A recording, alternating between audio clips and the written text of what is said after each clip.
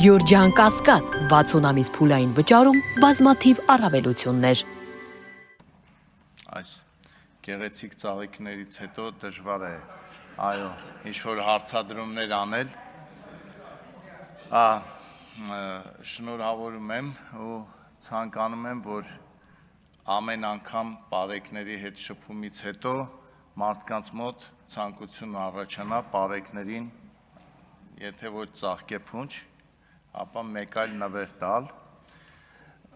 Ես ինչի վրա եմ խնդրում ուշադրություն դարձնեք, որ բարեկները երբեմն ավելի դաժան տեսքով են նայում ավտոմեքենան վարողին, քան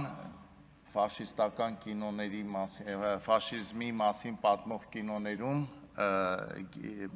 համակենտրոնացման ճամբարների այդ վերակացուները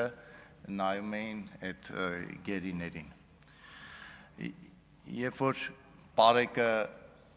մեքենան կանգնած վիճակում մոտենում է ու սկսում է հարց ու փորձ անել, թե ինչ խախտում կա ավտոմեքենայի հետ կապված, ասում եմ կանգնած,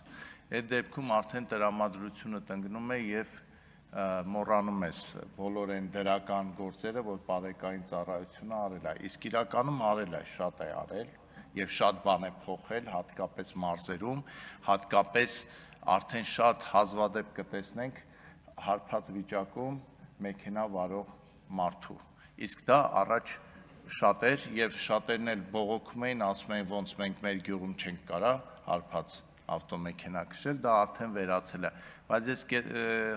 խնդրում եմ մի հարցի էլ ուշադրություն դարձնեք, երեկ էր մի տհաճ միջադեպ եղավ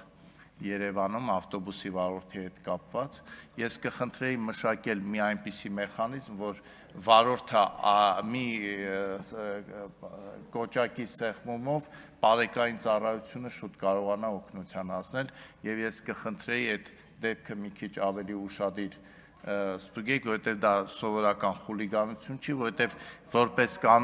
որպես կանոն 32-33 տարեկան տղաները ավտոբուսում կռիվներ չեն սարքում վարորդի հետ, դա այլ տեղից եկող, այլ ինչ-որ մի բան էր, խնդրում եմ ուշադիր լինել, շնորհակալություն։